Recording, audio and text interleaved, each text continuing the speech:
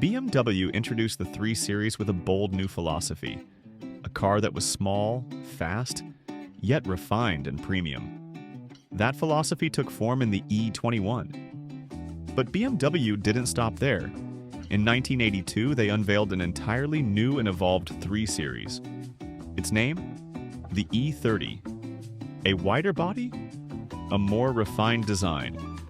A broader, more versatile range of engines. And most importantly, a chassis that delivered the purest expression of driving pleasure. From the moment it launched, the E30 redefined what people thought of the BMW brand. When you think of a classic BMW, which model comes to mind? For some, it's the E46, with its silky smooth inline 6, its intoxicating exhaust note, and its lightweight, nimble body. Others might think of the latest high-tech marvels, packed with cutting-edge features and futuristic luxury. But if we're talking about the model that truly earns the title of legend, there's no way we can skip this car. Today, let's dive into the second generation of the BMW 3 Series, the one that became a dream for enthusiasts across the globe, the BMW E30.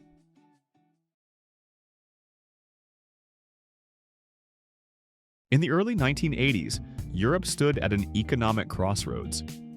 After enduring 2 oil crises, consumers began prioritizing fuel efficiency, practicality, and safety. Demand quickly shifted away from large luxury sedans toward compact premium models. Mercedes-Benz was quick to respond with the 190 EW201, a move that posed a serious challenge to BMW. But BMW saw this as more than just a threat. They saw an opportunity to push forward with a bold new vision. The project's development code was E30, and the goal was not simply to create a successor to the E21, but to build a globally strategic premium sedan. From the beginning, the E30 was engineered with both European and North American markets in mind. In the US, stricter safety regulations, emission standards, and customer expectations for convenience features led BMW to adapt the bumper design, suspension tuning, and electrical systems for each market individually. The car also marked a major technological leap for BMW. Whereas the E21 featured mostly manual transmissions and a single body style, the E30 lineup expanded dramatically. For the first time, BMW offered automatic transmissions, a 4-door sedan, a station wagon, touring, a convertible, an all-wheel drive model, the 325DX, and even diesel variants like the 324D and 324TD. This new platform was designed to meet a wide spectrum of customer needs, from economical small car buyers to premium-seeking professionals. BMW pursued a threefold goal with the E30. Respond to compact car market demand, elevate premium perception through improved build quality and materials, and maintain rear-wheel drive balance for pure driving enjoyment. In the end, the E30 emerged as a truly strategic and forward-thinking model. Born during a time of economic uncertainty and technological transformation. It wasn't just a generational update. The E30 was the car that elevated BMW to the top of the premium compact sedan segment. The E30 represented a clear shift in interior philosophy compared to its predecessor, the E21. With a more refined layout and a broader, more spacious feel, it reflected the evolution of European premium car design. While the E21 emphasized sportiness through sleek, simple lines, the E30 followed a more squared and stable design language, aligning with the trends of upscale sedans in the early 1980s. The front retained BMW's iconic dual-round headlamps, but the surrounding grille and frame had a more solid and substantial presence. The hood became lower and flatter, and the A-pillar was set at a gentler angle, all contributing to improved aerodynamics. Both the wheelbase and track width were expanded, giving the E30 a wider and more planted stance. Interestingly, although the car appeared more compact than the E21, it actually offered more interior space. Inside, BMW maintained a driver-oriented layout, but the E30 delivered a clear step up in comfort, finish quality, and available features. The dashboard was still angled toward the driver, but functions were now separated more distinctly, with a more three-dimensional and intuitive arrangement. Compared to the E21's hard plastic-heavy cabin, the E30 introduced more soft touch materials and improved trim precision, underscoring its push toward the compact premium segment. The gauge cluster featured larger fonts for better legibility, and for the first time, BMW offered an onboard computer, which provided real-time driving data and added to the sense of modernity. In fact, the E30's onboard computer was often praised for being more intuitive and easier to operate than the one in the Mercedes 190E. Climate control was also upgraded, with electronic controls as standard and optional automatic air conditioning for improved comfort. Of course, the E30 wasn't perfect. Despite the longer wheelbase, rear seat space remained tight, and storage in areas like the door pockets and center console was limited. Higher-end features like power accessories and leather upholstery were available, but often came at a steep premium, leaving lower and mid-trim models with fairly basic interiors by comparison. Now, let's talk about the heart of the E30, the engine lineup and what it was like to drive. BMW didn't hold back with the E30. They offered an impressively wide range of engines, from practical four-cylinders to silky smooth inline sixes, diesels, and even high-performance variants. Starting with the entry-level lineup, the 316, 318i, and 318iS featured 1.6 to 1.8-liter M10, M40, and M42 engines. These models were built for fuel efficiency and lightness, perfect for daily driving. Among them, the 318 has stood out as a true enthusiast choice. Powered by the twin-cam M42 engine, it earned the nickname, the Baby M3. Moving up the range, the 320i, 323i, and 325i came equipped with BMW's signature inline six. The M20 engine, with displacements ranging from 2.0 to 2.7 liters. These engines were known for their refined, buttery smooth revving character, thanks to their precise electronic fuel injection system.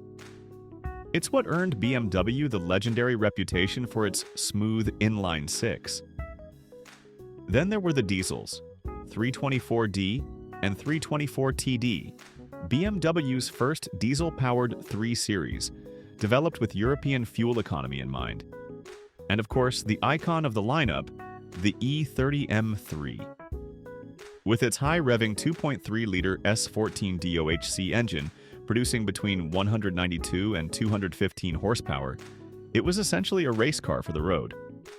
But we'll get to that in the M3 segment. The E30 came with a variety of transmissions depending on the model, 4-speed or 5-speed manuals, and 3 or 4-speed automatics. Most models above the 320i were fitted with robust Getrag gearboxes, delivering crisp, direct shifts. Especially in the 325i and 318is, the gear ratios and connected feel made for an impressively engaging driving experience, even by today's standards. Simply put, the E30's engine lineup was incredibly versatile. Whether you were looking for efficiency, comfort, performance, or even motorsport pedigree, BMW had something for you. Among them all, the 325i was by far the most popular. Why? A silky smooth inline six, 168 horsepower, and effortless cruising on the highway or in city traffic. It was perfectly balanced, powerful yet comfortable, quick yet composed. With both manual and automatic options, plus a wide range of features, the 325i came to define what it meant to drive a true BMW. Compared to its rivals at the time, like the Mercedes-Benz 1.9, OE 2.3, Audi 80 2.0e, and the Alfa Romeo 7.5. The E30 stood out for its responsive handling, rear-wheel drive dynamics, and a level of driver engagement the others just couldn't match. The Benz focused on refinement and quiet comfort. The Audi and Alfa felt solid but lacked character. The E30, on the other hand, made you want to drive. Compared to its predecessor, the E21, the E30 delivered much sharper handling and balance. With McPherson struts up front, semi-trailing arms in the rear, and BMW's signature 50-50 weight distribution, it was a car that felt completely natural in corners. Steering response was immediate.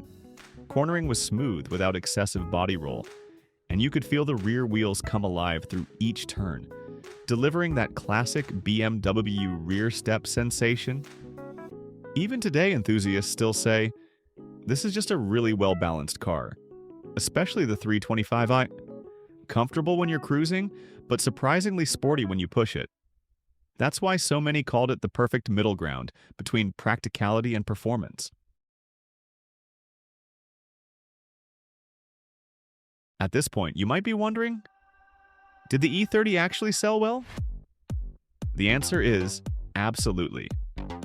Between 1982 and 1994, BMW produced a staggering 2,339,251 units of the E30. At the time, it was the best-selling model in BMW's history. And even today, it remains one of the most successful 3 Series generations ever made. In Europe, the E30 quickly became the standard for compact premium sedans, especially in key markets like Germany, the UK, France, and Italy. Fuel-efficient models like the 316 and 318i were perfect for commuting and city driving. The 320i and 325i handled long-distance cruising and weekend drives with ease. The 4-door sedan and wagon appealed to families, while the convertible attracted lifestyle-oriented buyers. In fact, this is the era when BMW truly earned its reputation in Europe as the brand that brings emotion to driving. But the real surprise came from North America. In the mid-1980s, the US was undergoing a shift. Stricter fuel economy laws, tighter emissions regulations, and a growing interest in smaller, more efficient luxury cars. European imports were often seen as small, underpowered, and uncomfortable. But the E30 changed that perception entirely. BMW was no longer just a car from Europe. It became a brand people aspired to own. In North America, the E30 marked the beginning of BMW's real breakthrough. American drivers wanted a car that was compact, upscale, and fun to drive. And the E30 delivered exactly that. One US-specific model, the 325e, featured a low-revving M20 engine tuned for torque and fuel efficiency, making it compliant with American regulations without sacrificing that BMW feel. Later models like the 325i and the iconic E30 M3 became legends among young enthusiasts and performance fans. In the US alone, BMW sold over 300,000 units of the E30. From that point on, BMW wasn't just another European car brand. It became a true premium icon in the American market. And this era laid the foundation for the success of future models like the 5 Series, Z3, and the entire M lineup. The slogan at the time said it all, the ultimate driving machine. And it all began with the E30.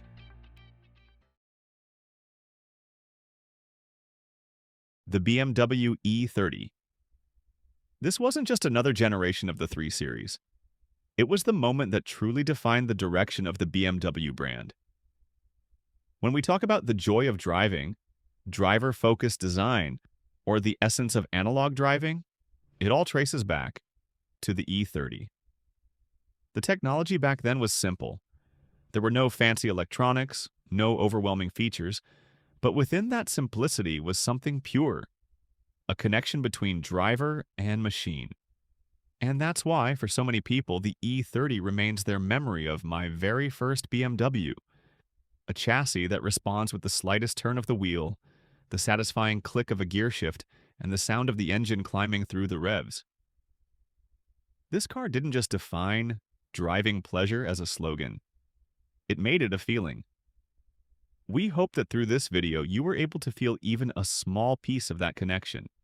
And maybe, just maybe, you're now thinking, someday I want to drive an E30. Thanks so much for watching. If you enjoyed this episode, please consider liking the video, subscribing to the channel, and turning on notifications. The story of classic cars doesn't end here. The next episode is, of course, E36. Thanks for watching.